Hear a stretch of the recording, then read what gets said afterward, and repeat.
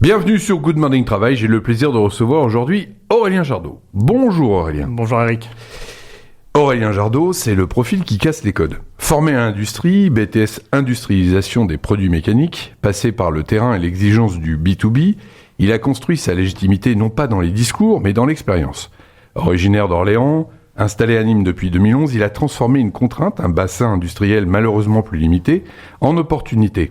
Se réinventer, apprendre vite et mettre l'humain au centre de son métier. Aujourd'hui, chez AXUP, Aurélien accompagne les entreprises du secteur gare et aéro sur les enjeux de téléphonie et Internet. Pour lui, la vente n'est pas un objectif en soi. C'est la conséquence d'un conseil juste. Il se définit comme ingénieur commercial technico-commercial, quelqu'un qui part d'une problématique concrète, écoute, traduit le besoin en solution et reste présent après la signature. Et c'est précisément là qu'AXUP se distingue, à travers sa promesse la plus simple. Donc la plus rare, être joignable, répondre et accompagner dans la durée. Pas la promesse irréaliste, d'un monde sans problème, mais la promesse solide d'un partenaire qui ne disparaît pas quand ça devient compliqué. Aurélien, la téléphonie n'est plus liée au poste mais à l'utilisateur. Concrètement, ça change quoi ? Alors ça change quoi ? Ça change qu'aujourd'hui, on n'est plus comme la téléphonie dans le temps, c'est-à-dire où on était bloqué sur son site. Aujourd'hui, on ouvre des possibilités à l'utilisateur d'avoir de l'application. Aujourd'hui, on utilise de plus en plus WhatsApp ou plein de canaux comme ça d'appels, mais qui ne sont pas maîtrisés par une entreprise. Donc, on n'est pas dans une solution de téléphonie d'entreprise, mais plutôt du privé. Donc aujourd'hui, le fait d'apporter et de ne plus être limité à ce site va permettre à des nomades, aujourd'hui, de rester dans un environnement de téléphonie fixe, mais tout en étant maîtrisable par la structure. Donc, ça va nous offrir plein de possibilités de joignabilité. Donc voilà, quelques exemples, ça va être par exemple sur des gens qui vont travailler dans des carrosseries, qui vont faire de la réparation, où aujourd'hui pour les joindre il fallait aller faire du transfert d'appel sur leur téléphone portable, sauf que s'ils ne répondaient pas, on perdait l'appel. Aujourd'hui, par le biais de la téléphonie justement par l'application, ok, j'ai ma standardiste qui prend l'appel, j'essaie de joindre mon technicien, il ne répond pas, l'appel revient à la standardiste, elle prend le message et on va pouvoir faire un mail pour alerter. C'est des exemples parmi d'autres, mais aujourd'hui, voilà ce que ça peut apporter. Ça veut dire aussi que la standardiste n'est même plus obligée d'être dans la carrosserie. Non. Elle peut être chez elle. Et totalement. Donc, avec le télétravail, notamment depuis 2020, où on a connu un essor du télétravail, c'était compliqué de faire aujourd'hui des transferts d'appels ou ce genre de choses. Il fallait passer par l'entreprise pour appuyer sur une touche. Aujourd'hui, simplement avec son smartphone ou son ordinateur, on peut se connecter à sa solution de téléphonie. On est aujourd'hui complètement blasé, j'allais dire, sur l'utilisation du téléphone. C'est quoi les dernières avancées là, de ces dernières années ? Alors les dernières avancées, il y en a plusieurs. Il y a l'IA qui arrive très fort. L'IA va apporter plusieurs choses, du compte-rendu automatique avec la rédaction. Ça va apporter aussi même de la prise d'appel. Alors, pas remplacer ou non le moyen humain des standardistes, mais aujourd'hui, une IA est capable de répondre au téléphone, d'informer des clients et de prendre des notes pour faire un compte-rendu derrière à la bonne personne. De libérer de la bande passante pour celle qui est en réception d'appel, qui est sur l'administratif, qui répond aux clients physiques, pas toujours disponible pour répondre au téléphone. Exactement, et on réorganise un petit peu les structures où aujourd'hui on peut avoir une standardiste pour plusieurs sites quand on est multisite, et puis forcément avoir une personne par site. C'est quoi vos cibles clients ? Alors nous, on a une grosse clientèle dans l'automobile, dans le milieu de l'automobile. On a à peu près 200 concessions aujourd'hui clientes dont je m'occupe sur la France. Et après, derrière, on va viser les grosses PME, voire aujourd'hui même les ETI. Vous êtes toujours dans la solution de démarchage ? C'est assez à l'ancienne ou vous faites du porte-à-porte ? Comment ça se passe ? Alors oui, moi j'en fais encore parce que c'est dans mon ADN. Donc moi je pense qu'il faut toujours aller prospecter, il faut toujours être curieux de ce qui se passe sur le terrain. Donc oui, je fais toujours du porte-à-porte, même en binôme avec des confrères de métiers qui peuvent être complémentaires. Et comment vous êtes reçu ? Parce qu'il y a cette image un peu des années 80 du commercial qui tape la porte, le Jean-Claude Convenant du téléphone. Vous n'êtes pas le Jean-Claude Convenant du téléphone. Non, j'ai pas ma mallette quand je me déplace, j'ai mon sac à dos plutôt. Mais non, on est plutôt bien reçu. Après, je pense que c'est la manière d'amener les choses. Moi, quand je vais en prospection, c'est pour découvrir des entreprises. Et si je peux apporter un service, je le ferai avec grand plaisir. Mais j'y vais plutôt dans cette optique-là, cette démarche-là. Et donc, du coup, on est plutôt bien accueillis.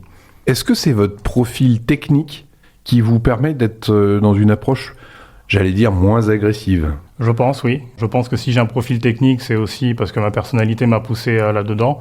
Et je pense qu'aujourd'hui, c'est bien accueilli par les gens. Pourquoi ? Parce qu'on n'a pas ce profil commercial qui, effectivement, tu le disais, peut être mal vu. Alors que le côté technique, on cherche toujours à apporter une solution à une problématique. Et je pense que c'est ce que les gens attendent aujourd'hui. Et ça veut dire que c'est un conseil qu'on peut donner aux commerciaux, d'aborder d'abord la dimension conseil ? Moi, je pense que oui. Dans notre métier, qui est un métier technique, je pense qu'aujourd'hui, il faut l'être. C'est important et je conseille tous les commerciaux aujourd'hui d'avoir cette approche-là. Quand vous vendez chez Axup, après c'est terminé, c'est relayé par des techniciens ou alors on vous appelle, on dit « Ah Aurélien, j'ai un problème, ma transmission de standard, ça fonctionne pas », c'est vous qu'on sollicite ? Les deux. Alors j'ai un service technique qui est ultra performant. Voilà, on peut nous contacter par mail, par téléphone. On les salue ici. Hein. Ouais, coucou à toute l'équipe de Nîmes. Voilà, ils sont hyper importants pour nous, c'est-à-dire que on est toujours joignable. Que ce soit mon service technique, mon service administratif, ou moi-même, c'est-à-dire qu'en cas d'urgence, bien évidemment, le client, qu'est-ce qu'il va faire ? Il va prendre son téléphone, il va m'appeler directement. C'est pas grave, je ferai le relais auprès de mes équipes après derrière. Donc il y a une vraie réception. Ce que je disais en introduction, c'était pas du pipeau marketing ou voilà, c'est de la réalité. C'est de la réalité. Mon téléphone est toujours avec moi. Si je peux pas répondre, je rappelle dès que je sors de rendez-vous. Ce qui est important pour moi et pour Axup, c'est surtout d'être toujours disponible pour nos clients. C'est la marque du dirigeant, ça ? Je pense, oui. Je pense que Axup a été fait comme ça. On a toujours été réactif, on a toujours été proactif, professionnalisme. C'est trois mots qui sont hyper importants et je pense que moi, quand j'ai intégré Axup, c'est aussi pour ces raisons-là, parce que ça correspondait à qui j'étais. Cette entreprise existe depuis combien de temps ? Ça va faire 20 ans l'année prochaine. Il y a un anniversaire prévu ? On va essayer de fêter ça. Voilà. Agence d'événementiel, vous avez entendu le message, vous pouvez solliciter. C'est quoi la difficulté aujourd'hui dans votre métier ? Est-ce que c'est la concurrence ? Est-ce que c'est de trouver des techniciens ? C'est quoi l'ensemble des problématiques ? Effectivement, la concurrence. Alors, on a des concurrents, des nouveaux concurrents qui arrivent sur le marché, dont c'est pas le métier initialement et qui peuvent un petit peu avoir une politique technique ou tarifaire qui est un peu différente de la nôtre. Donc, effectivement, ça, c'est une difficulté. Je pense qu'après, ça l'a toujours été. Le recrutement, c'en est une aussi, effectivement. Trouver des techniciens ou des ingénieurs pour pouvoir après être présent derrière pour le client, soit en avant, soit en après-vente, c'est aussi difficile. Les bons sont souvent déjà en place. Et chopés par les gros mastodontes, c'est ça ? Ouais, aussi. Donc, forcément, la concurrence augmente, donc le nombre d'entreprises qui font notre métier augmente, donc forcément, moins de techniciens disponibles aussi sur le marché. Vous pouvez nous lister, parce que téléphonie, c'est un peu réducteur. On se dit, tiens, ils donnent des téléphones. Non, donc on accompagne sur des vraies solutions, que ce soit de téléphonie mobile, sur des flottes mobiles, où aujourd'hui on a la main sur tous nos clients. Je veux arrêter une ligne, je veux en rouvrir une, j'ai des cartes SIM au bureau, le lendemain on a sa carte SIM, elle est activée. Ça va être la téléphonie fixe, comme on l'entend avec toutes les dernières nouveautés, la téléphonie hébergée en VoIP. Aujourd'hui, ça va être aussi l'IoT. Vous pouvez nous expliquer ce que c'est que VoIP rapidement ? VoIP, c'est la téléphonie hébergée en fait qui passe par Internet et qui passe plus par un canal analogique. Donc aujourd'hui, ça s'est transformé et on accompagne les entreprises dans cette démarche. Et au niveau Internet, c'est quoi votre solution ? C'est tout ce qui est Wi-Fi, tout ce Internet, aujourd'hui, on va apporter alors des fibres dédiées, qui sont des fibres professionnelles, avec une garantie de temps de rétablissement. Après, des fibres mutualisées, donc la même chose qu'on a à la maison. Des backups aussi, que ce soit fibre dédiée avec backup fibre mutualisée ou du backup 4G illimité. Donc ça va être les offres Internet. Et au-delà de tout ça, c'est aussi l'interconnexion des sites. C'est-à-dire qu'un site qui a un serveur principal et tous ces sites ont besoin de se connecter, on va être capable de gérer toute l'interconnectivité entre ces sites en étant multi-opérateurs. Les technologies, elles évoluent énormément. Comment vous êtes formés ? C'est régulier ? Comment ça se passe ? Alors, on est formé régulièrement par nos partenaires, par les constructeurs, nous aussi en interne. On est toujours sur une veille, puisque c'est hyper important, même nous, d'être curieux. Ne serait-ce que hier, j'ai eu un projet de téléphone d'urgence pour des magasins qui sont obligés d'avoir des téléphones pour appeler les pompiers ou les urgences en cas d'incendie ou de problème autre. Et hier, ça passait par les lignes analogiques. En 2030, ces lignes-là s'arrêtent. Comment on transforme ça ?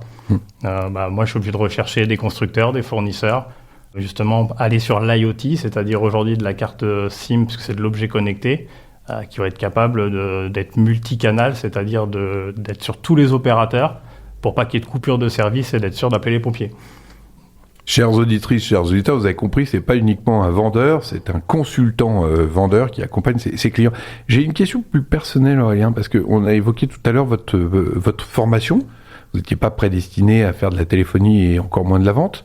Ça se passe comment? Donc vous arrivez, vous êtes d'Orléans, vous arrivez en 2011 à Nîmes. Il n'y a pas de boulot pour vous, vous êtes fraiseur, hein, c'est ça Ouais, c'est ça. Alors j'étais métrologue, j'étais en bureau d'études puisque j'ai fait un BTS, donc effectivement rien à voir avec le métier que je fais aujourd'hui.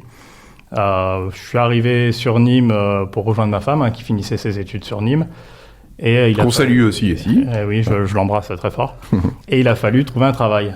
Donc je me suis tourné vers le commerce, d'abord vers le B2C, qui m'a pas plu puisque voilà, c'était pas fait pour moi, clairement. Et après, je suis rentré dans différentes structures. La première dans la quincaillerie, en tant que commercial terrain.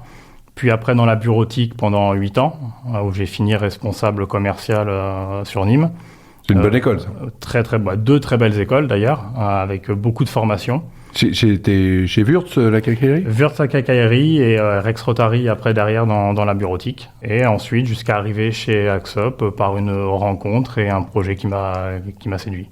Si on devait, je l'ai précisé dans l'introduction, mais si on devait résumer la promesse d'Axop, qu'est-ce qu'on dirait objectivement? C'est d'être présent pour tous ses clients, d'être réactif, de toujours répondre au téléphone, d'assurer un suivi de qualité, que ce soit avant la mise en place d'un dossier ou après.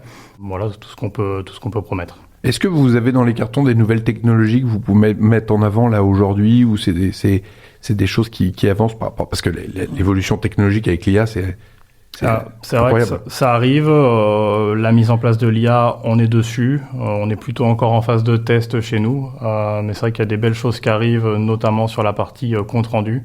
C'est-à-dire qu'aujourd'hui, on fait de la réunion Teams où on appelle au téléphone. Derrière, on sera capable d'avoir un compte rendu écrit de tout ça. Donc c'est encore en phase de test, mais c'est des choses qui arrivent bientôt. Mais c'est vous qui le développez ou c'est vous utilisez? On s'appuie sur des éditeurs. C'est pour ça qu'on teste les solutions, puisqu'on veut qu'elles soient bien adaptées avec nos solutions de téléphonie. Et effectivement, quand le match est parfait, c'est là où la solution va être commercialisée. Dernière question, Aurélien, mon petit doigt me dit que vous faites partie d'un réseau, le BSF. Quelques mots là-dessus? Ouais, BSF, c'est un super réseau d'affaires qui a été créé à l'initiative sur Montpellier, puis dupliqué sur Nîmes et Béziers. Aujourd'hui, moi, je trouve que faire du réseau d'affaires, c'est hyper important. Rencontrer des chefs d'entreprise ou des commerciaux ou cadres dirigeants, les réseaux servent à ça. L'entraide aussi sur le terrain. Donc le BSF, pour ça, a ce côté très humain et c'est un réseau dans lequel on fait du business et on passe des bons moments. Ça veut dire qu'il y a des gens qui ne sont pas de votre écosystème, font de la prospection avec vous? Ouais, totalement. Je fais de la prospection avec des gens de la bureautique, puisque on a un métier très lié. Mais je peux faire ça aussi avec de l'agent d'intérim, des gens qui font de l'aménagement de locaux, avec qui j'ai pu faire aussi de la prospection avec des gens qui font du logiciel. Après, on peut tout imaginer, même des gens qui vendent des voitures. Voilà. Qu'est-ce qu'on peut vous souhaiter dans les prochains mois, pour vous et pour Axop? Pour Axop, de continuer à se développer, de trouver toujours des clients, de toujours bien accompagner ses clients, et pour moi, de continuer de m'épanouir dans mon métier. Merci Aurélien pour ce témoignage. C'était un témoignage d'un technicien qui est devenu commercial et qui continue à parler technique avec ses clients pour rassurer. Exactement, merci Eric. Belle journée à vous. Merci également.